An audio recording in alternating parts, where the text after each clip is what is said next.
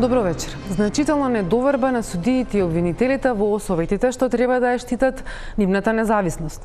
Внатрешни и надворешни притисоци и влијанија, бројни ризици за корупција, недостаток на кадар и ресурси. Истражувањето на ОПСЕ низ бројки ги потврди децениските маки на правосудството. Судиите на прашалниците одговориле лани во ноември. Дали доколку беа анкетирани сега, после драматичните седници во судскиот совет, бројките ќе беа уште понеповолни за овој совет. Резултатите вечерва ги анализираме. Со Бетим Јахја, судија во Основниот суд Тетово. Добро вечер. Добро вечер. Со Владимир Ѓорѓиев, член на Антикорупцијската комисија. Добро вечер. Добро вечер. И Дарко Аврамовски, извршен директор на Коалицијата за правично судење. Добро вечер, Иван. Добро вечер. Со емисијата почнуваме по рекламите.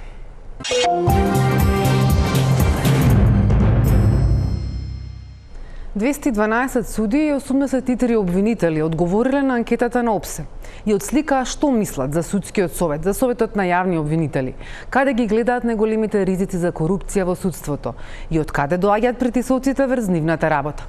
Со оглед на тоа што судиите и обвинителите јавно не говорат за проблемите во правосудството, оваа анкета е глас и порака за тоа што се случува во судските куалари, но и зад завесата на она што јавноста може да го види во судниците.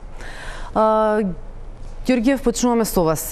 Вие како антикорупцијска бевте дел од овој проект наречен Проценка на ризиците за корупција во правосудството.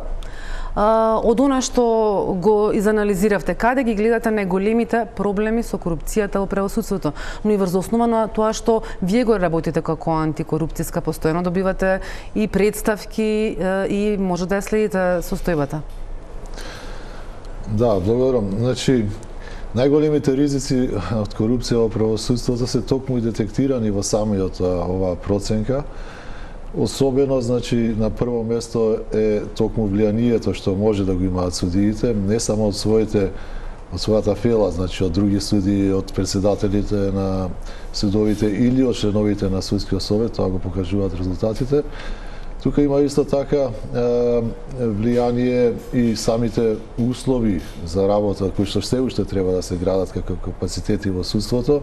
Меѓутоа во самата каталог на ризици што беше изготвен во рамките на оваа студија или во рамките на оваа проценка, може да се констатира дека судиите во главном, а и обвинителите, ризиците од корупцијата ги сметаат како пред се надворешни фактори. Многу малце се осврнуваат и во самата анализа околу ризиците од корупција од внатрешни фактори. На прво место се, како што беше кажано и како што е наведено во самата анализа, се извештаите и мислењата на вештаците. Според судиите и обвинителите, можеби тоа е главниот проблем што односи до одвлекување на постапките, што понатаму може да предизвикат и различни влијанија во самата постапка. Значи, едноставно кажано, што е со притисоците? Забележуваме дека пораснале притисоците во споредба со она анкета која што имаше ОПСЕ во 2009 година. Пораснале од страна на суди, колеги, повисоко рангирани суди, обвинители и од членови на судскиот совет, но не значи тоа дека пак е многу намалена и од политиката, делумно е намалена. Значи се работи само за проценти, за 13 години, како е направено првото истражување од ОПСЕ токму за независноста во судството, до ова истражување процентите се многу мали. Односно зголемено е според самото мислење и ставови на судиите влијанието во рамките на самата фела, меѓутоа зголемено е до некаде и влијанието од другите надворешни фактори. За некој процент е намалено според нив влијанието што го има извршната власт, меѓутоа повелам, тоа се некои мали проценти што во еден ваков временски опсег со толку реформи што се направени во правосудството, навистина се минорни показатели на подобрување на состојбите. Поминала деценија и пол речиси од тогаш, цело време сме слушале и се работело на реформи, на закони за заштита на правосудната фела, но резултатот еве низ една анонимна анкета што покажува. Има ли поразителни податоци? Апсолутно, значи особено еве да кажеме самите суди па и обвинители што мислат со своите ставови и искуства кон независноста на највисоките органи во правосудството, кон судскиот совет и кон советот за јавните обвинители.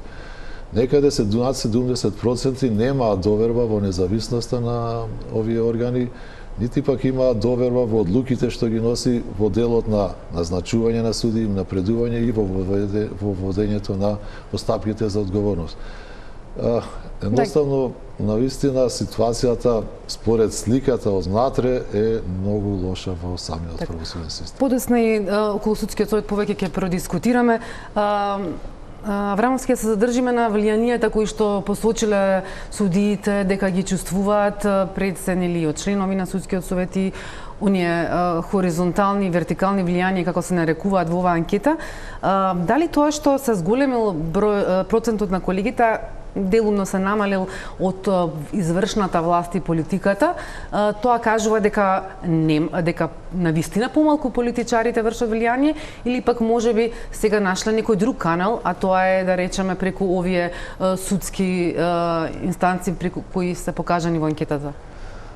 Токму така, тоа е еден од начините на кои можат да се протолкуваат овие резултати, дека всушност, како што и напоменавте, нема некои големи разлики помеѓу 2009 и 2022 година во однос на перцепциите за корупција во судството. Најголемата промена е токму околу каналите преку кои тие влијанија доаѓаат до системот. И сега до некаде тоа може да биде и протолкувано дека политиката веќе се има инфилтрирано во судството и нема потреба притисоците да доаѓаат однадвор, туку веќе тие се влезени внатре во самата фела. Така, Јахја, вие сте како судија бевте дел од тимот што изготвуваше правната анализа за потребите на овој проект за ова правно истражување овозможено од ОПСЕ.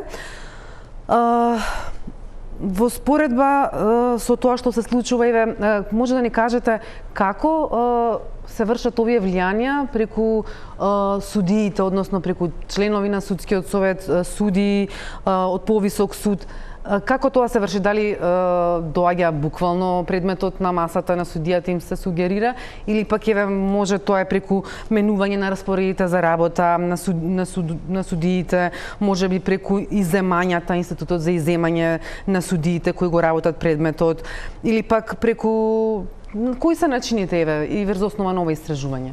Да, веќе ги спомнавте начините како може да се оствори некое влијание, меѓутоа пред да преминам на тоа, добро е за да гледачите бидат запознаени децидно со што значи оваа проценка што е направено. Значи, да не се добие погрешен печаток дека е направена некоја анкета. Не е само анкета, туку, како што спомневте и вие, и предходела на анкетата една правна анализа на законодавството кој се однесува на судството, па и јавното обвинителство од страна на колегата Витларов, а од моја страна беше направена правната анализа на законодавството кој се однесува на судството. И потоа беа направени интервјуа неструктурирани со одредени суди и јавни обвинители и на крај беше спроведена оваа анкета.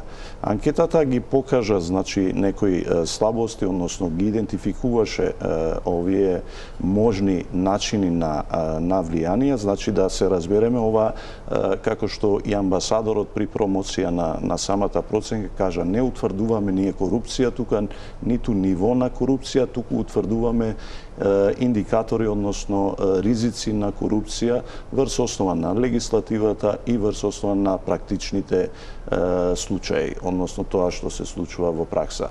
Вие спомнавте, значи можни се разни форми на влијанија, софистицирани, директни, индиректни, преку изземањата, преку распоредите и така натаму. Сите тие се спомнати веќе во самата анкета, идентификувани, препознаени од страна на колегите суди, и ја користам оваа прилика баш да им се заблагодарам на сите колеги суди што учествува, што се одолжија и ги исполнија овие анкети, бидејќи тие ни помогнаа да ги потврдуваме тие корупцијски ризици кои веќе општо биле познати, дури сите го спомнавте ова истражувањето од 2009 година и можеме да споредиме тоа што се случувало, односно резултатите од 2009 година па и сегашните од 2023 година во каква состојба се. Може ли пластично да објасниме како се прават тие изземања или како се прават тие распореди, на кој начин според судиите се вршат тие притисоци преку промената на годишниот распоред или пак преку овие начини? Значи, перцепцијата на колегите суди ги идентификувале како корупцијски ризици изземањата, распоредите, начините се знаат. Начинот на утврдување на годишниот распоред е со закон уреден и тоа е овластување на председателот на судот, исто така и со судскиот деловник. По претhodно добиено мислење од страна на судиите се составува распоредот, значи се распоредуваат судиите во одредени области. Покрај судиите се определуваат и заменикот на председателот, односно на судот, па и носителите на некои позиции, би рекол, во самите судови, како например раководителите на посебни оделенија. И сето тоа е законски регулирано. Меѓутоа, корупцијските ризици во тоа се гледат во таквата диспозиција апсолутна, би рекол, на председателите во составување и изготвување на таквите, например, изземањата или пак распоредите, што може да доведе потенцијално до некој корупцијски ризик, например, доколку не се почитуваат некои законски одредби, например, за поставување на заменик председател на судот, законот налага, значи, да биде назначен судијата кој има најдобри резултати, исто така и во посебните оделенија. Доколку не се почитува тоа, може да се ризикува, и со честото менување на распоредите, веројатно и тука се мисли дека може да се, она што би се рекло, штелува распоредот. Знаете како, некогаш има и сериозна и потреба, реална потреба да се интервенира во распоредот во текот на календарската година, например, доколку има пензионирање и така натаму, тоа не треба така светцрно да се гледа на таквите интервенции, меѓутоа тоа порано се случувало во текот на годините да се интервенира на распоредите, што и порано беше оценувано, нели, имаше и постапка за еден председател за ваквите интервенции, влијанија, на извештаите, да. АКМИС програмата, злоупотребите. Така да, еве доаѓаме и до судскиот совет и резултатите кои вие, Ѓорѓиев, ги начнавте. Проценката вели дека преовладува чувството на скептичност и недоверба кај судиите и дека речиси сите испитаници во интервјуата изразија загриженост за потенцијално политичко влијание врз работењето на судскиот совет. Ова влијание може да резултира со унапредување на политички лојални судии пред оние кои тоа повеќе го заслужуваат врз основа на своите квалификации и постигнувања. Иако оваа анкета е од ноември минатата година, како да ги потврдува сите оние работи кои што се споменуваат изминатите години, но и изминатиот период. Дали, доколку се направеше анкета сега после случувањата во судскиот совет, резултатите ќе беа понеповолни во корист на судскиот совет? Да, сите сме сведоци за тоа што се случува во судскиот совет изминативе, би рекол, 4-5 месеци, со промената на председателите на судскиот совет, начинот на кој тоа се прави, непочитувањето на постапките, процедурите што би требало да се почитуваат. И навистина, доколку сега би се правила оваа анкета, веројатно ќе бидат и резултатите полоши. Меѓутоа, без разлика, ова што е детектирано, навистина ја осликува реалната состојба, уште пред да се случат овие работи, значи судиите на одреден начин биле свесни и укажувале преку оваа анкета за тоа што може да се случи во судскиот совет околу нивната перцепција, односно не е веќе перцепција, тоа е составови за самиот судски совет и за неговата позиција и улога што има како највисок орган во правосудството. Така да, дефинитивно ова само значи потврда за нешто што, еве, за жал се случи после неколку месеци во судскиот совет. Дали очекувате дека ова ќе биде аларм, оваа анкета ќе пробуди некаков аларм во советите, или пак ќе остане се исто од аспект на изјавата на председателот на судскиот совет, кој вчера неговата реакција беше дека судиите всушност наместо позади анонимни анкети треба да пријават во судскиот совет или ако немаат доверба во обвинителството. Како вие гледате на ова? Ветува ли ова изјава дека ќе има некакви промени таму? Знаете што, да било така, веројатно судиите би си го пријавиле тоа и би разговарале во рамките на органите што ги имате, особено. И би верувале во. Па би верувале.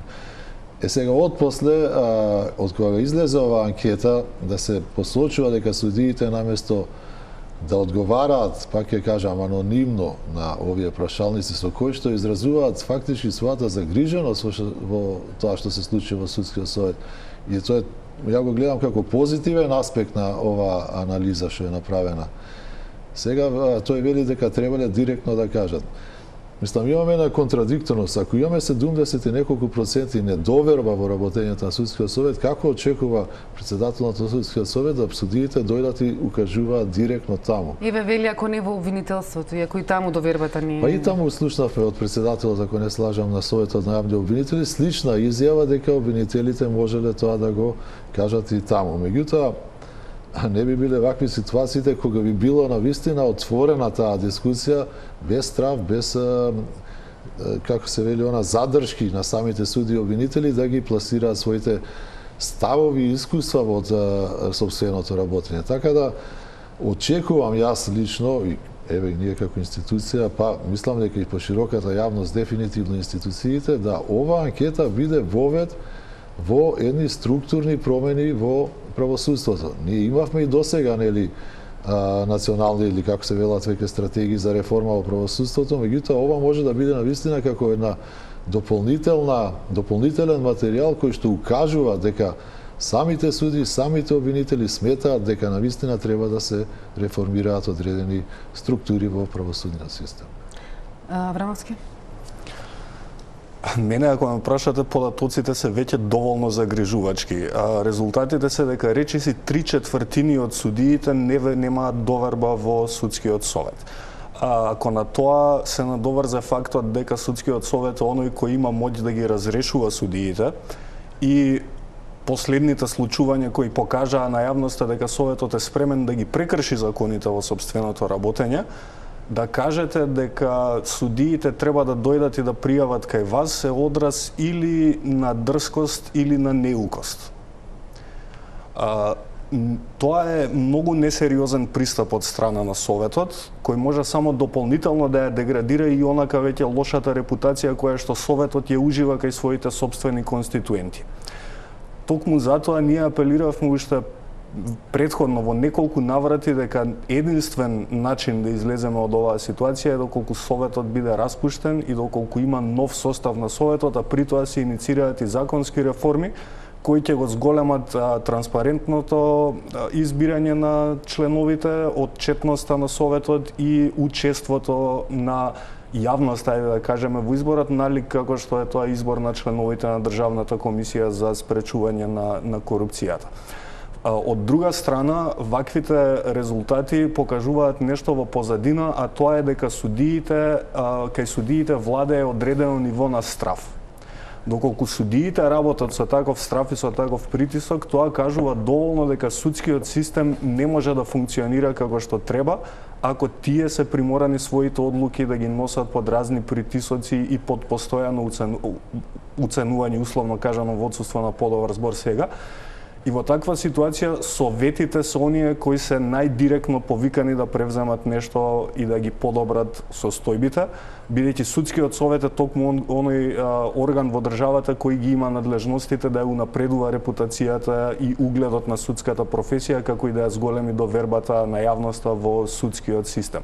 Доколку советот на ова реагира така несериозно и смета дека треба да се отвори дебата помеѓу советот и судиите за тоа дали тие треба или не треба да веруваат наместо да преземе конкретни чекори, тоа навистина остава впечаток дека советот нема капацитет ниту да ги разбере овие состојби. Јахја, вие еве како гледате на случувањата во судскиот совет и дали после оваа анкета очекувате некакви какви промени треба да има во судскиот совет? Јас реално очекував и кога дадоа една проценка од председателот на судскиот совет да биде конструктивен и сериозно да го зема оваа проценка, односно утврдените корупцијски ризици од страна на оваа проценка и да превземе мерки во насока на подобрување на состојбите, се со цел нели да постигнеме некоја подобрување во насока на постигнување на доверба на граѓаните, подобрување на таа доверба.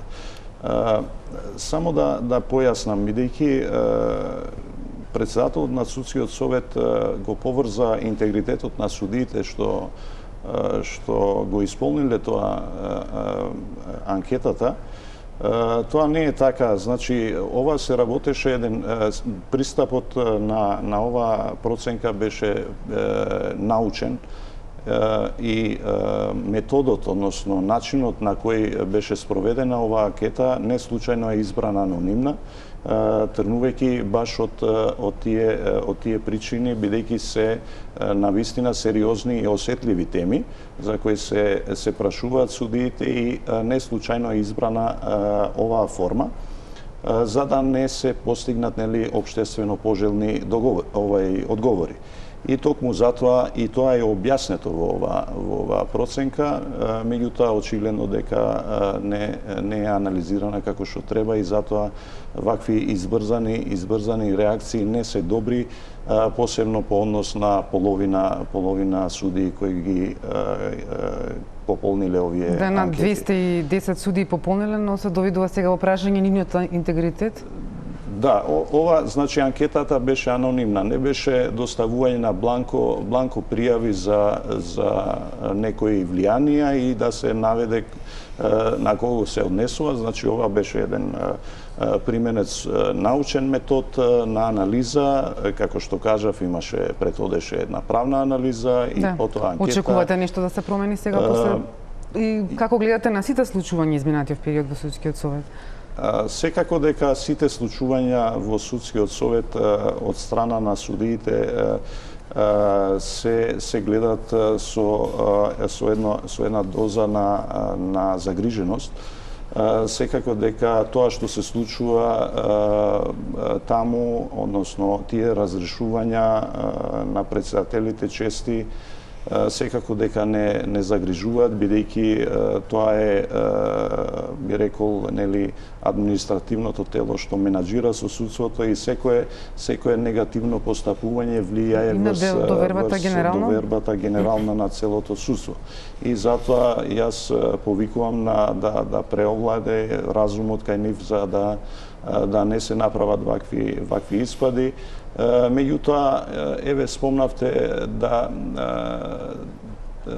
нели, доколку бидејќи оваа анкета беше спроведена минатата година, ги нема овие случувања, меѓутоа и по однос на изборот и унапредувањето не беше применета ни новата методологија. Можеби тие ќе бидат прашања. Така, токму тоа покажува дека голем е процентот и на судии кои не веруваат дека унапредувањата во судскиот совет се вршат според правични, објективни, мерливи критериуми. Тоа е 73%, значи исто така голем процент на судиите. Вие еднаш веќе говоревте на оваа тема за медиумите во 2017 година, кога иако бевте со најдобра оценка, не бевте избран за председател на судот, бевте прескокнат и беше избран четврто рангираниот кандидат. Сега овие резултати покажуваат дека работите во суштина не се промениле, дека повторно судиите веруваат дека не се бираат најдобрите кандидати. Така, значи и тогаш кога реагирав, поентава не беше јас да се жалам како една индивидуа што бил незадоволен од изборот, односно некој унапредување. Поентава беше да се анимира судскиот совет за да знаат судиите врз основа на кои критериуми се унапредуваат или бират во одредени позиции. Тогаш повикував на такви критериуми да бидат истакнати, иако и тогаш имаше такви критериуми и јас врз основа на тие критериуми бев рангиран како прв, меѓутоа, иако законот налагаше да се избира најдобриот со кандидат, не беше тоа направено. Меѓутоа и покрај тоа дека е поминато веќе колку години, последниот избор, иако нели беше презентирана со голема помпезност методологијата, дури некој погрешно го презентира, мислам, поранешниот министер за правда го презентираше како една алатка за прочистување на судството, иако тоа не беше така. Значи методологијата е само еден подзаконски акт за оценување детални критериуми за рангирање на судиите, како да. Иако во принцип јас не се согласувам со такви децидни начини на оценување на работата на судиите, меѓутоа и покрај тоа, еве, јас сепак ќе се залагам да има објективни критериуми, мерливи критериуми врз основа на кои можат судиите да знаат како можат во иднина да бидат унапредени. Значи и ова го немавме тогаш кога е направена ова анкета, значи примената на таа методологија. Отпосле се случи првиот избор по новата методологија. Аврамовски токму на тоа се однесуваше и ве може двајцата оставката на членот на Судскиот совет Мирјана Радевска-Стевкова, која овој избор го наведе како еден од причините зошто си заминува на некој начин разочарана по 9-месечното членство во Судскиот совет. Потенцираше дека нетранспарентно не беа избрани суди за во кривичниот оддел во Врховниот суд и дека не беа избрани најдобрите суди за во гостиварска апелација. Една од најголемите забелешки кои ги имаме континуирано во поглед на работењето на Советот е токму отсуството на образложенија на одлуките на Советот кога станува збор за избор, уште повеќе пак кога станува збор за гласање против изборот на некој кандидат. Тоа е проблем кој што се провлекува подолго време низ Судскиот совет и очигледно дека таквата состојба веќе кулминира и повеќе нема простор дури на самите членови почнува да им пречи таквото работење. Но тоа што го кажа Радевска-Стевкова дека дали навистина го додимензионира проблемот со изборите, дека всушност каква и методологија и правила се воспостават, не се избираат најдобрите кандидати, туку некој друг треба да се избере. Секако, токму така, тоа е во истата насока е и укажувањето во причините за оставката, доколку вие не понудите детални образложенија, темелни образложенија на тоа зошто сметате дека некој кандидат е најсоодветен или зошто сметате дека некој кандидат не е соодветен, независно на која методологија и да се повикате, без таквите образложенија нема да ви биде валидна одлуката која ќе имате донесено и нема да може да се стекнете со доверба дека таа е навистина легитимна и кредибилна одлука. Така.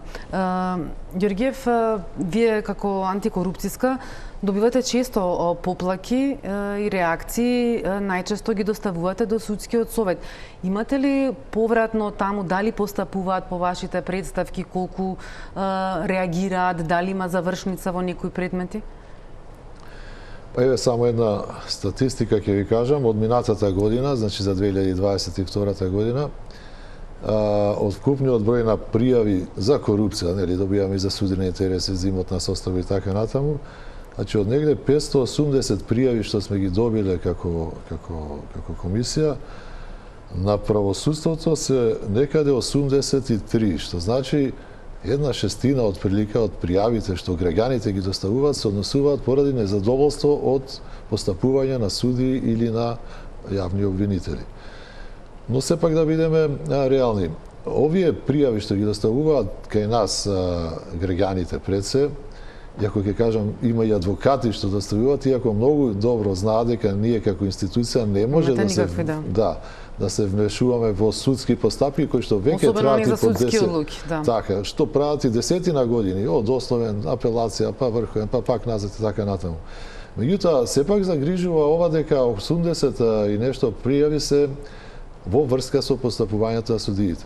Вообичаено ние, бидејќи навистина немаме надлежност, немаме никаква легитимација да постапуваме по вакви предмети, ги доставуваме до судскиот совет на нивно постапување од аспект на несовесно или нестручно работење на судите, зашто најчесто пријавите на тоа се однесуваат. Нема онакви стриктни наводи дека има корупција, мито, подкуп во донесењето на одлуките, туку повеќе се жалат околу самите материјални процедури, постапки, одолговлекување и така натаму. Кога ни доставуваат адвокати пријави дека во име на странката ги доставуваат овие представки кај нас, ние ги известуваме адвокатите дека тие добро ја знаат постапката, дека надлежен е судскиот совет. Како и да е, имаме неколку добиени одговори од судскиот совет, генерално не бараме повратен одговор, но по самиот закон, знаете, секогаш го наведуваме на тој член дека во рок од 60 дена треба да бидеме известени за постапувањето, без разлика какво е. Имаме добиено дека дел од тие пријави се веќе биле доставени до судскиот совет, дел дека се постапува и за дел дека се преземени мерки. Така. Пред 2 години, че нам беше кога имавте и за председатели на судови дека ни пријавиле имот и за тоа го доставивте до судскиот совет, а тие пак се надлежни за, бидејќи тоа се смета за едно од дисциплинските повреди.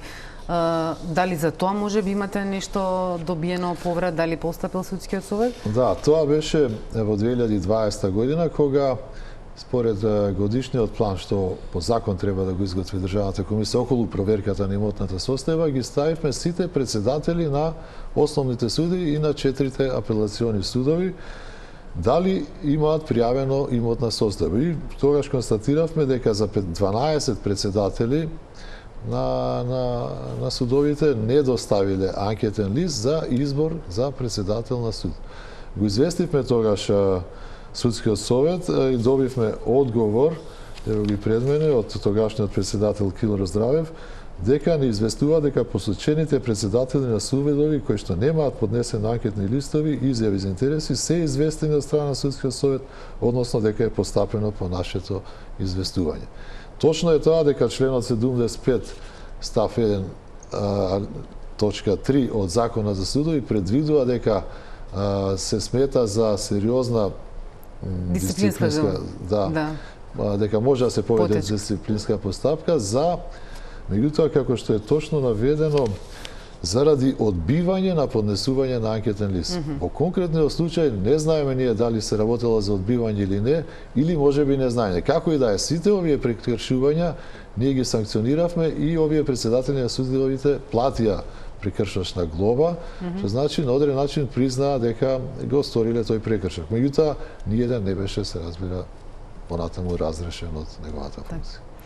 Абрамовски, по анкетата, во истражувањата, читаме и проценти сумирано за можни влијанија во работата на судскиот совет.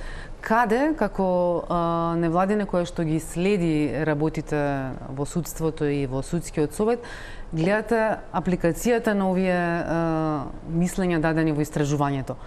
Како најмногу влијае политиката во судскиот совет? Од каде доаѓаат и по кои траекторија се движат тие политички влијанија? Можеме ли да ги отсликаме овие мислења? За жал немаме некои такви истражувања и такви индикатори кои можат да укажат на политички влијанија во работењето на советот или на судовите. Тоа се перцепциите на судиите ги укажуваат на некои од тие моменти дека тоа станува збор при изборот на судиите, унапредувањето на судиите во повисок суд и дисциплинските постапки во одредена мера, меѓутоа за сега немаме некое посебно истражување и конкретни резултати да можеме да покажеме како доаѓаат тие влијанија во судскиот совет. Меѓутоа, сметам дека една од работите кои можат да бидат унапредени за да се намалат таквите влијанија е токму да се унапреди начинот на кој што се бираат членовите на судскиот совет, тоа да биде со запознавање на јавноста со членовите уште кога тие се кандидираат во советот, презентација на јавни програми за работа, идеи за развој на советот, јавни интервјуи и така натаму, нешто што јавноста да ги бира. Не мора да значи јавноста да ги бира, туку тоа да биде потранспарентно транспарентен процес и да имаме повторно тука, знаете, долго време има злоупотреба на дефиницијата на истакнат правник при избор на членови во судскиот совет. Тоа е понатаму и не само во судскиот совет, во сите меѓу другото, да, и места тоа е еден од проблемите со кои што се соочуваме. Што очекувате да се случи во наредниот период во судскиот совет? Има најава дека последната епизода околу евентуалното изземање на Дамева од комисијата за судијата Енвер Беџети за одговорност, дисциплинска одговорност на судијата Енвер Беџети поради држање на предметот Таргет тврдина, затоа што незиниот сопруг бил оштетен во овој предмет, дека оваа епизода ќе продолжи во текот на наредните недели.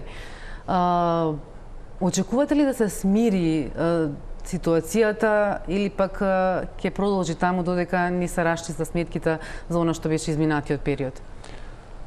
Останува да видиме. Факт е дека Советот има неколку своји извештаи кои констатираат неправилности во работењето не само на судијата Беџети, туку и на други судии и председатели на судови. И факт е дека веќе некои 3-4 месеци отсуствува каква било проактивност на Советот во поглед на постапувањето последователно врз основа на овие своји извештаи во кое констатираме такво неправилно работење. За жал, со сите случувања кои ги посведочивме во изминатиот период и со сега овие истражувања кои потврдуваат дека Советот не ужива доверба ниту во јавноста, ниту кај судиите, ќе биде проблем каква било одлука на Советот да биде дочекана со доверба и од јавноста и од судијата за кого се однесува, меѓутоа и од сите останати судии во државата. Оттаму мислам дека какво и да биде постапувањето на Советот, се додека немаме некои конкретни реформи и реструктурирање на Советот, нема да има некои конкретни резултати за унапредување на состојбите. Дали изземањата на членовите од комисиите се можеби само уште еден начин, односно одолговлекување на постапките на исходот на тие постапки?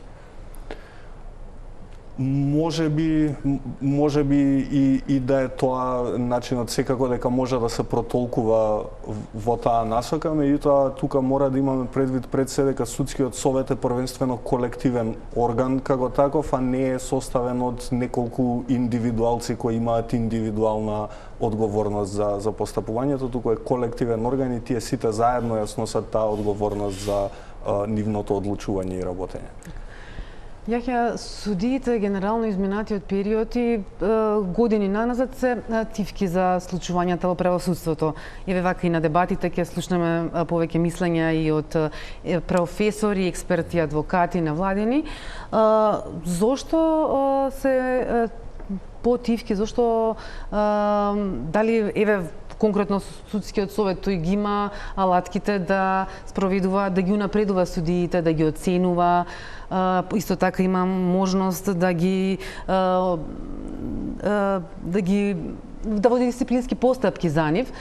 Еве слушнавме дури и амбасадорот КОП даде една доста остра директна критика дека судскиот совет станал нелегитимно тело, но не можевме многу да слушнеме. Можеби оваа анкета беше вистинскиот глас на судиите, да слушнеме што мислат и за состојбите во судството и за судскиот совет. Не би се согласил дека сме тивки, меѓутоа можам да кажам дека не сме толку видливи. Баш во контекст на случувањето, односно, како што спомнува и колегата Дарко, нели, преструктурирање на судскиот совет, во овој контекст, дури кога се подготвуваше минатата стратегија за реформи на правосудниот сектор, ние како Сдружение на судии, јас тука ќе кажам дека сум и секретар на Сдруженијето, завземавме став и бевме вклучени во процесот на изготвување на стратегијата и баравме да моделот на судскиот совет да биде сменет, односно да се депрофесионализира судскиот совет, што значи дека тие суди што ќе бидат представени таму да продолжат да работат како суди и повремено да ја вршат административна функција. И нели и составот да биде претежно членови суди, само двајца представници од политиката, го предложивме хрватскиот модел. Меѓутоа, иако се стави како една од посебните стратешки цели на минатата стратегија, не знам од кои причини таа стратешка цел не беше спроведена и во подготовка на новата стратегија веќе е тргната како посебна стратешка цел. Јас бев вклучен заедно со еден колега од Сдруженијето во процесот на подготвување на новата стратегија и инсистирав посебно после овие последните случувања да се врати таа стратешка цел и во новата стратегија. Значи, ние не сме тивки, сме активни, меѓутоа се согласувам дека не сме толку видливи.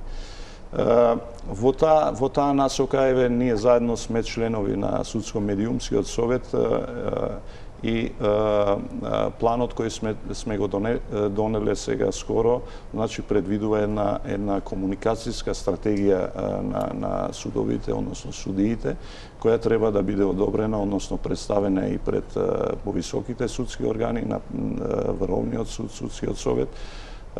Тоа значи дека ние треба да направиме една разлика, значи транспарентност и комуникација.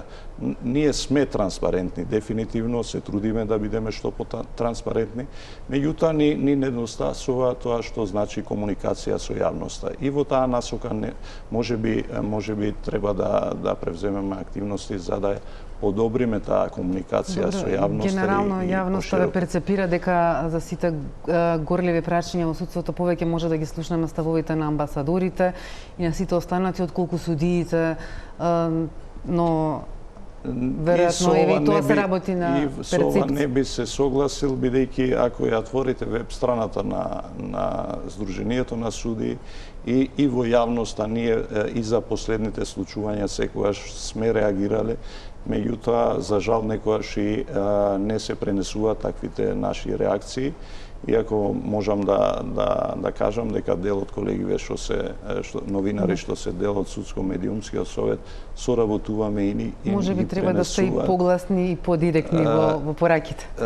Па тоа го кажав. Значи, може би имаме недостаток во добра комуникација со јавноста. Така. И тоа може да се унапреди. Ѓорѓиев, она што и судиите и обвинителите во ова истражување го посочија како најголем ризик за корупција се вештачењата, вие ги спомнавте.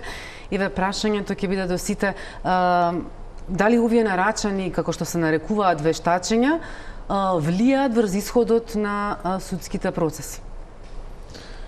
Да, неспорно дека е така. Но јас би се вратил само малце на едно претходно што кажа колегата околу тоа, дали членовите на Судскиот совет треба да бидат професионални или непрофесионални. Секогаш постои дилема, се сложам, и треба да се направи една подлабока анализа, затоа што па непрофесионалниот однос постојано ќе ги става членовите на Судскиот совет во состојба на некој си потенцијален судирни интереси, бидејќи тие се работат и како судии и како членови на Судскиот совет. Меѓутоа, павелам, треба една подлабока анализа за да се види што е најсоодветното во оваа ситуација. Односно на вашето прашање, дури и ние на оние представки што ги добиваме од граѓаните, бидејќи секогаш детално и длабински ги читаме и ги анализираме, навистина сме затекнале ситуации во описот на самата пријава дека странките што се жалат, од било која страна да се жалат токму на вештачењата. Значи, едно вештачење е диаметрално спротивно во зависност од кој го ангажирал вештакот. Странката кој го ангажира во нејзина корист, вештачењето е во нејзина корист. Кога обвинителот ќе го ангажира вештакот, сосема друга ситуација. Тоа не ли отвара проблеми и дилеми дека Апсолутно отвара дилеми заради тоа што очигледно дека и самата комора на вештаци, не знам, наистина треба да преземе мерки, бидејќи не е можно за иста ситуација да има тотално... Не ова надавање кој повеќе ќе даде, така? И понатаму самиот процес се одолговлекува, подложен е на разни понатаму влијанија. Судијата мора да бара супер вештачење да се спроведува. Вештаците не ги даваат своите вештачења доколку не им бидат платени на време. Значи, еве последниве случаи што се случува нели со ова автобуската несреќа. Толку години се одолговлекува ради едноставно несоодветни вештачења или не навремени вештачења. Едноставно целите процеси се одолговлекуваат, што дополнително влијае понатаму на можни влијанија во самите конечни пресуди што ќе бидат донесени. Аврамовски, вие каде ги лоцирате проблемите со вештачењата? Ве спомнавме Ласкарци, тоа беше еден од предметите кои што јавноста го следеше и долго време се чекаше на едно супер вештачење, токму поради тоа што двете страни имаат различни. Обвинителството има едно вештачење, потоа одбраната понудува спротивно и судијата е приморан да нареди супер вештачење од конзилиум на вештаци. Во тој случај дали може да биде тоа и тактика? Интересно е што вештачењата во нашиот правен систем немаат некоја посебна доказна моќ. Судијата ги цени и вештачењата како и сите други докази, има слободна судиска дискреција да оцени и да поклони верба на доказот во онаа мера во која што смета дека тоа треба да биде сторено.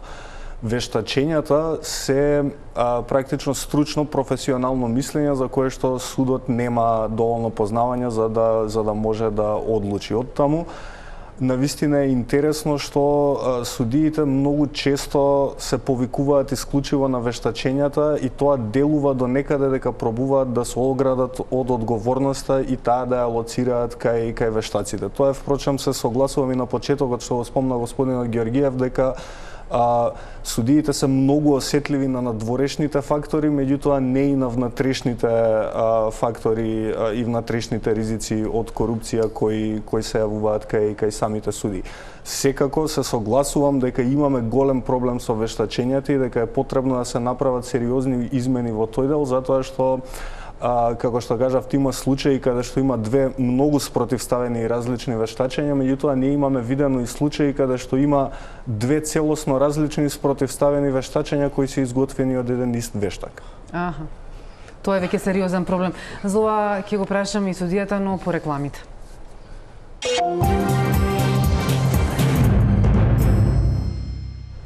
Влегуваме во завршетокот на емисијата. Застанавме кај вештачењата кои беа лоцирани од судиите и обвинителите како висок ризик за корупција. Ја ќе слушнавме што кажа претходните соговорници, како вие како судија и гледате на проблемот со вештачењата? Овој веќе е факт, веќе е утврден и од страна на колегите како кривичари и граѓански суди. Сериозни проблеми имаме во пракса со вештачењата. Значи, се изготвуваат така наречени нарачани вештачења и тоа ни ствара проблем.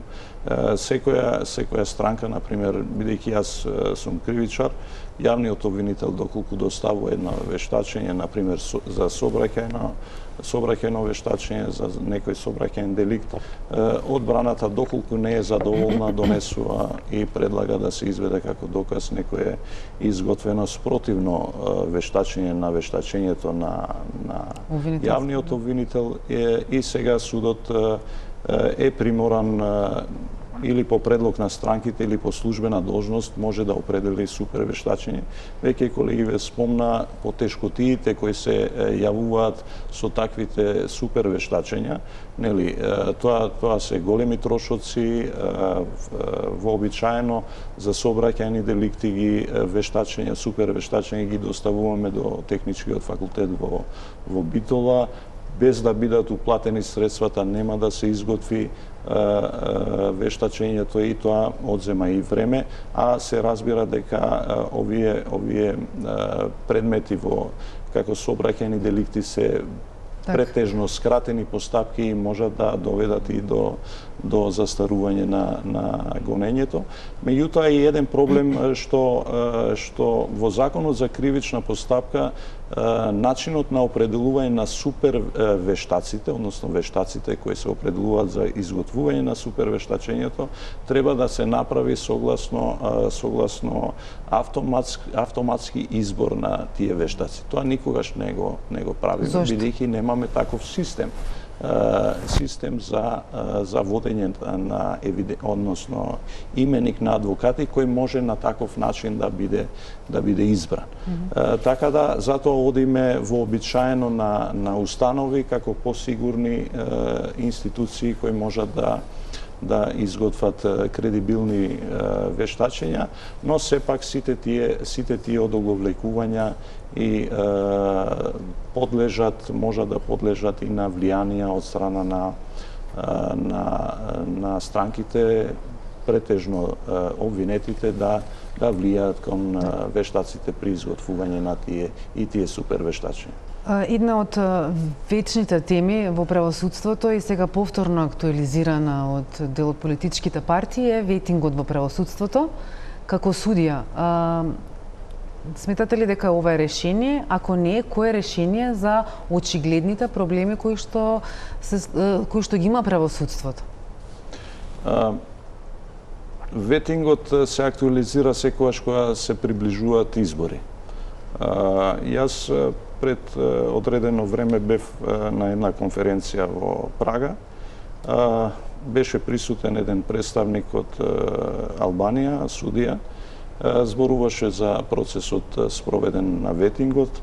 Значи, некаде 5 или 6 години се спроведува и продолжен е за уште неколку години, бидејќи не може да се заврши. Тоа направи големи проблеми во системот. Значи, како во поглед на пристапот до правдата на странките, одовлекување на постапките, немање на суди, на сите инстанции и така натаму.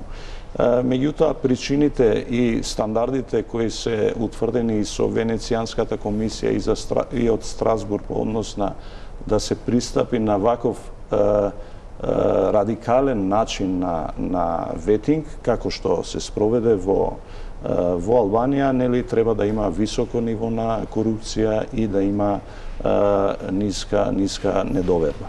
Добро, кое е решението за проблемите? Уште реформи, какви реформи? Да, и јас во некои прилики сум кажал дека веќе не е смачено од реформи. Еве последната ова стратегија не се нарекува стратегија за реформи, туку развојна, меѓутоа во основа не менува ништо. Јас мислам дека не ни требаат повеќе револуции, ни треба еволуција. Ние треба да еволуираме како поединци, да сватиме дека кога земаме една одговорна функција да извршуваме најодговорно што може, нели согласно законите и сите други подзаконски акти, и секако да можеме колку што може да влијаеме врз другите да тоа го сватат, бидејќи вчера и некои мои пријатели во Facebook, например, читав, што ми остави многу голем впечаток. Се жалиме на системот, а ние самите не постапуваме. Ова е широка тема, имам уште малку време, морам уште да ги прашам. Ѓорѓе, вие како антикорупцијска, дали планирате нешто да смените сега после ова истражување во пристапот, дали побудно ќе следите евентуалната корупција во правосудството? Па како што веќе кажав, значи ова произлезе од самата национална стратегија за спречување корупција како една активност во правосудството. Овој документ е наистина изготвен со поддршка на ОПСЕ, поддршка на експерти се разбира, и како таков по мене добра основа за натамошни чекори за подобрување состојбите. Апсолутно се согласуваме со тоа што беше кажано. Доста ни е више од реформи, дајте да почнеме навистина да се менуваат работите. Овој поглед од внатре на судиите, на обвинителите, по мене е најдиректен показател дека ситуацијата навистина е дојдена до не знам, до експлозија видовме тоа што се случи во судскиот совет, веќе и беше експлозија. Но конечно, уште една работа, што е многу вистинита и што ја кажавме веќе, све е до интегритетот на луѓето што се наоѓаат на позициите. Значи, треба луѓето кои ќе дојдат на позиции на вистина да се бават со својата задача и со својата професија. Тешко можеби ќе биде, има разни притисоци и влијанија, меѓутоа не е невозможно да се администрира надворешно, повторно да се воведуваат разни механизми, алатки, да, допринесува и тоа. Се надевам дека можеби во оваа најнова и стратегија или како се вика, веќе ја кажавте за реформа, треба да има соодветно место овој навод, овие наводи што се тука и да се преземат на вистина баш онака хируршки резови за да се подобруваат состојбите. Можеби самиот состав се согласувам на судскиот совет, на јавно-обвинителскиот совет, начинот на избор, начинот на унапредување, еве и Академијата за суди и јавни обвинители, и таму имаме постојано пријави дека наводно се врши влијание при изборот на суди, односно на кандидатите, што ќе станат идни суди и обвинители. Треба да се делува едноставно сега како и што навистина постојат повеќе механизми и алатки, но мора да се има волја и посветеност кон овие промени. Така. Аврамовски, вие веќе и кажавте дека баравте оставки, досега имаше 2 оставки во судскиот совет, нема најава за нови оставки. Каде го гледате решението и за советот и генерално за судството? Ветинг веќе си имате произнесено дека не е решение. Токму така, немам ништо поразлично да кажам од тоа што го кажа и господинот Јахја и господинот Георгиев. Мора да најдеме начин како да направиме системот кој веќе го имаме воспоставено да почне да функционира соодветно и да почне да дава конкретни резултати. Факт е дека работата ќе биде многу тешка, дека имаме сериозни проблеми, меѓутоа мораме да почнеме од некаде и мораме да бидеме свесни дека во суштина нема конкретни решенија, туку има само компромиси и тргување со проблемите. Заменуваме еден проблем со друг проблем и треба да најдеме како ќе биде најсоодветно да ги замениме крупните проблеми со ситни проблеми кои потоа ќе можеме да ги ограничиме, изолираме и да се справуваме со истите. Ви благодарам на сите тројца што бевте мои вечерешни гости, а вам почитувани ви благодарам што бевте со Топ тема. Добар вечер.